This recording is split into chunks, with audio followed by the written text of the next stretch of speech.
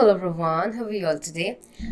Now, in this particular lecture, we will be starting with various types of communication. In the last class, we have done what is the process of communication in the detailed manner. If you have any problems or any doubts, you can please mention in the comment section so that I can address the same.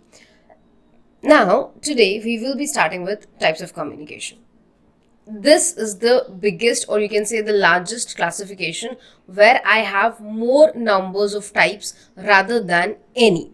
Your textbook might have the same or different, but it doesn't mean that your textbook is wrong or this is right or this is wrong and your textbook is right. It is just the classification, so you can classify in this method or in a different method, that is completely allowed.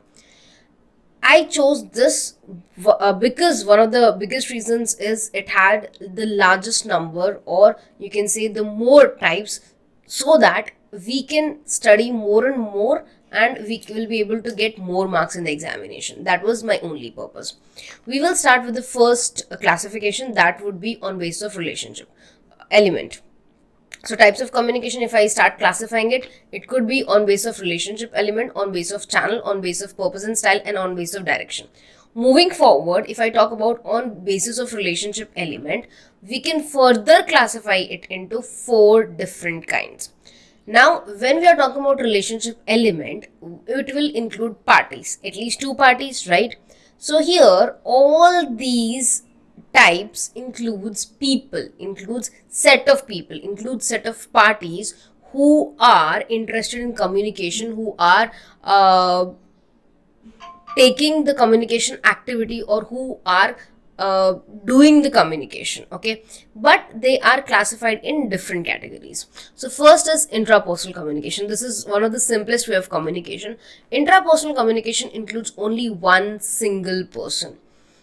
How do I explain this? This is very easy. When you sit alone at home or any place and you start planning something, like from tomorrow I'll start studying, or from today evening I'll start studying, I will start with the easy chapters or the difficult chapters. Now what is happening is you're not talking to anybody, but you're talking with yourself. You're planning for your future.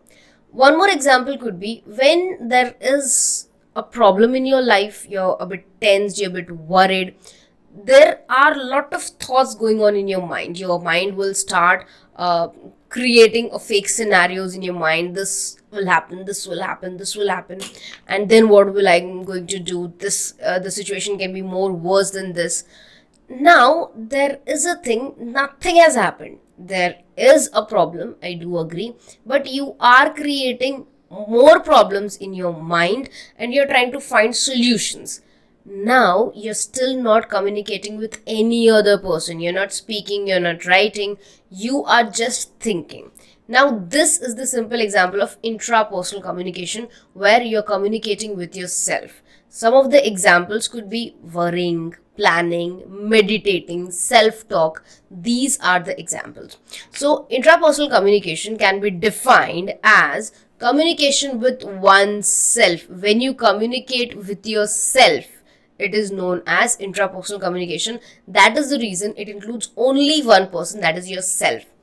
And that may include self-talk, acts of imagination, visualization, even recall and memory. These are certain examples of intrapersonal communication. Moving forward with the next step, that is interpersonal. Interpersonal means having 2 people. This is also known as dyadic communication. You need to remember this because in many examination, specifically competitive examination, they ask what is dyadic communication. You need to remember it includes 2 people. If 2 people are included, it is intrapersonal communication or else dyadic communication. Now, intrapersonal communication is a process by which people exchange information. So we have people here. It could be 2 people or more than 2 people, but we usually assume 2 people. Information, feelings and meanings through verbal and non-verbal messages. It is face-to-face communication. This is also you need to remember. We are not talking about telephone here. It could be, but yes, this is more of face-to-face nature. So Intrapersonal is related to oneself. When you communicate with yourself, it becomes intrapersonal. When you communicate with two people or two people communicate to each other, that is known as dyadic or interpersonal communication. Moving forward with the third type, that is called group communication. With the name alone, you'll be able to understand what is group communication. When we communicate in groups, when we don't see, here if you see, there are two people involved, there are two people involved, there are two people involved, and these two people are talking and she's just standing besides, right? Whereas if you see this, there are more than two people involved and they are talking to each other, chatting with each other. So that is called group communication. When there are more than two people involved, it could be a group of your friends, your family members, your relatives, colleagues, etc. So that is called as group communication. Group communication can be of various means like social media, digital media, print media, speeches, focus group communication. The choice of the means of communication depends upon factors like target audience, the means of availability of communication mode, cost implication, and communication initiative.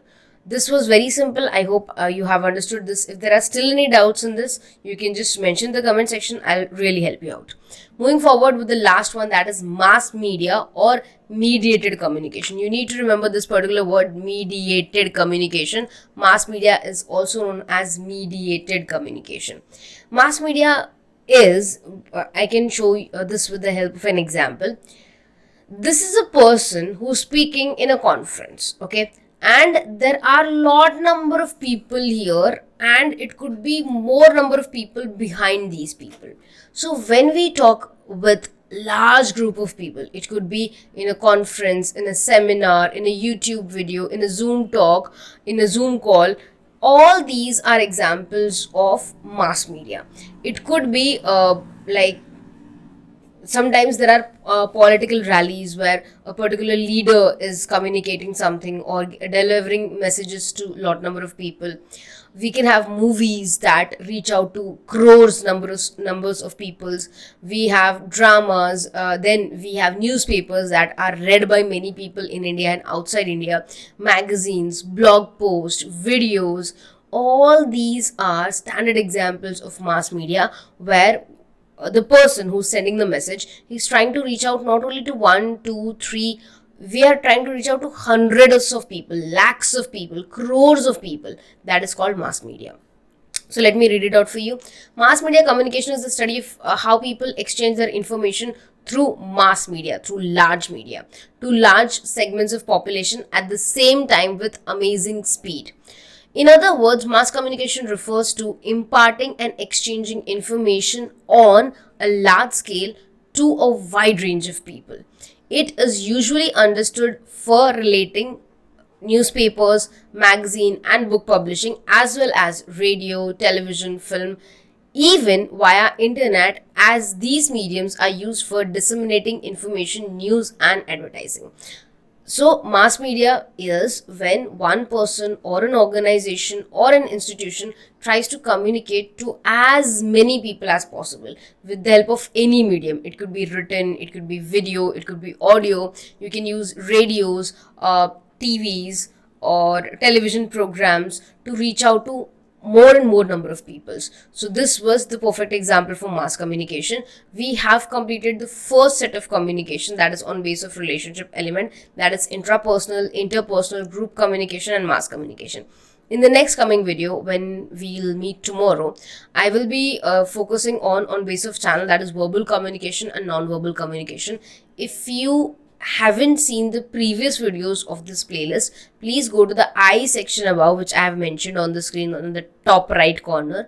So what you can do is you can just put your cursor there. There will be an entire playlist of communication in English. You can see all the previous videos so that if there are any problems, any doubts, or you have missed any of the videos, you can watch them again. Share this with your friends if they need, and take good care of yourselves. We'll meet in the next class. Bye everyone.